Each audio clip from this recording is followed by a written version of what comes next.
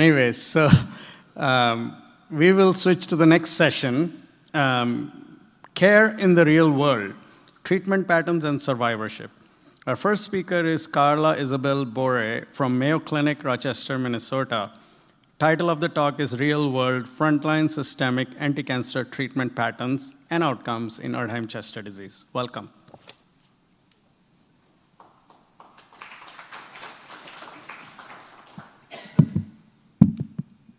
Hello, everyone. I'm very grateful to be here today presenting on frontline therapies for Erdheim-Chester disease, specifically targeted therapy and chemotherapy from this multi-site Mayo retrospective cohort spanning the years of 1998 to 2024. A huge thanks to all my mentors, co-authors across the 3 campuses and the University of Alabama.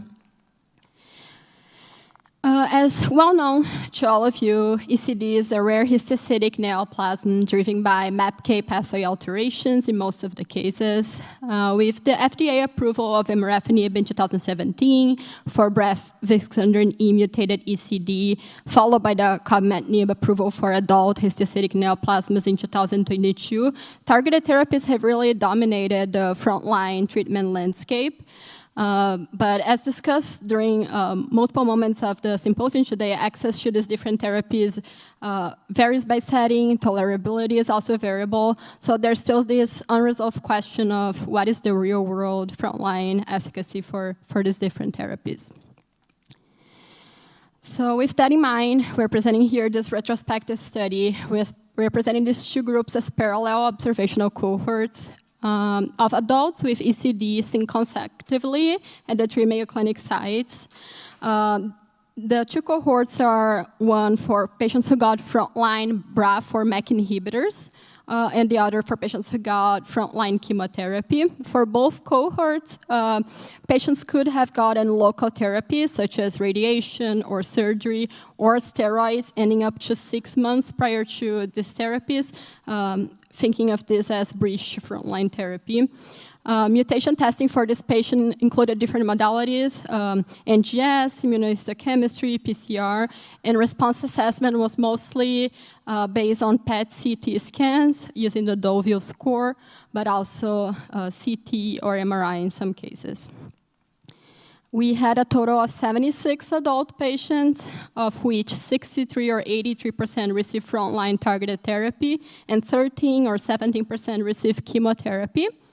Patients were followed for a median duration of 4.6 years, 4.5 for targeted therapy, and 8.1 for chemotherapy.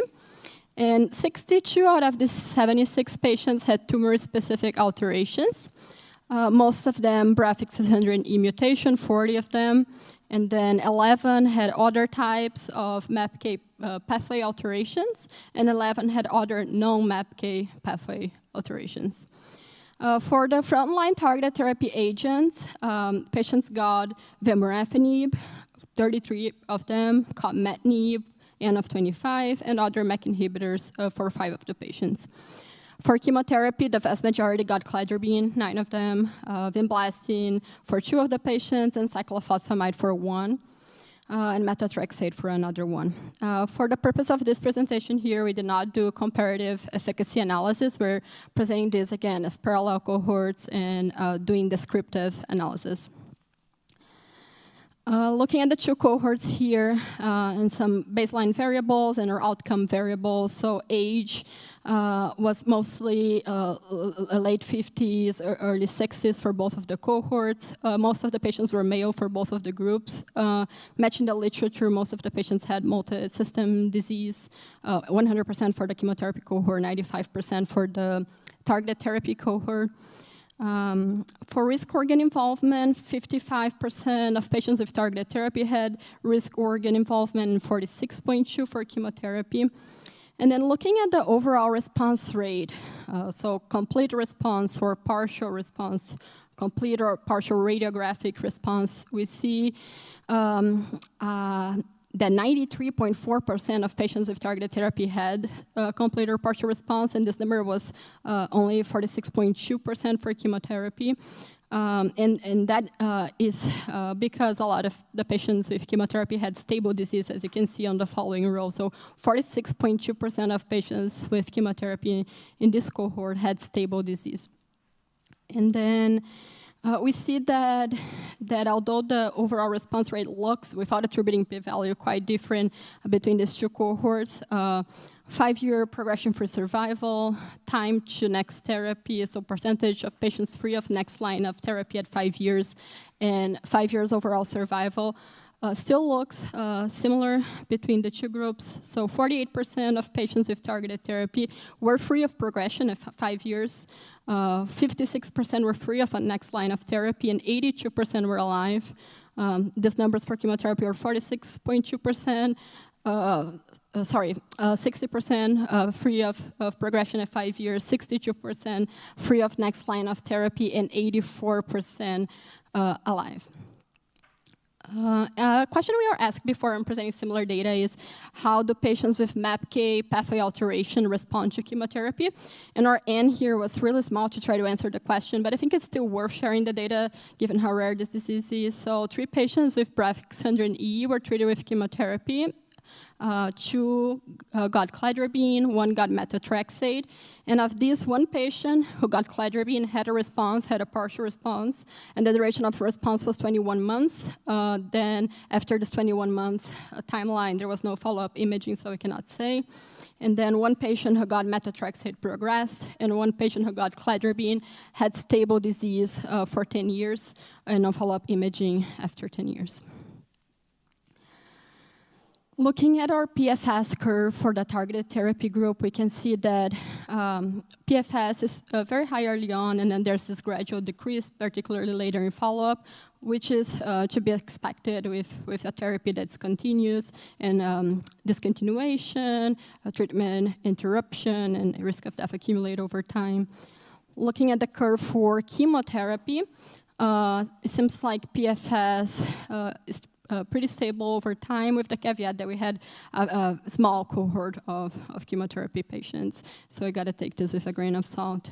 And then looking at tolerability and adverse effects of these therapies, 76.2% of patients with targeted therapy had some sort of adverse event, but fortunately only 6.3% had a grade 3 or higher adverse event. But half had their treatment modified due to adverse event, and 1 in 4 had their treatment discontinued secondary to adverse event. So the key signal here seems to be that for targeted therapy patients, there's a high modification rate, but most of the adverse events are low grade, and most patients maintain long-term disease control despite those adjustments, which is an important piece for counseling. And then for chemotherapy patients, 53.8% had some sort of adverse event, with 23.1% having grade 3 or higher, and 15% having the treatment modified or discontinued because of the adverse events. So fewer adverse events overall, but higher rate of severe grade 3 or higher adverse event.